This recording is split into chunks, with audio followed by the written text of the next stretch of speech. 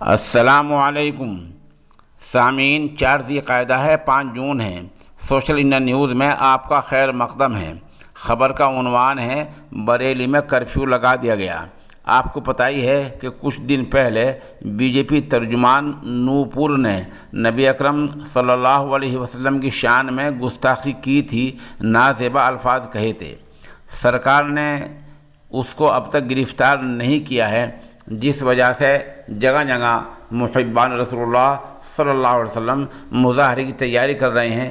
چنانچہ کل راجستھان میں بڑا مظاہرہ ہوا ہے۔ اسی طرح بریلی کے مولانا توقیر رضا خان نے 10 جون کو بڑے مظاہرے کا اعلان کر رکھا ہے، لیکن اس سے پہلے ہی انتظامیہ نے وہاں کرفیو لگا دیا گیا ہے۔ سرکاری بیان میں یہ کہا گیا ہے کہ یہ کرفیو دفعہ 144 کے تحت لگایا گیا ہے، جس کا مطلب یہ ہے کہ کسی بھی جگہ پر 5 آدمیوں سے زیادہ اکٹھے ہونے کی اجازت نہیں دی جائے گی، اور نہ ہی کسی مظاہرے اور پردرشن کی اجازت دی جائے گی۔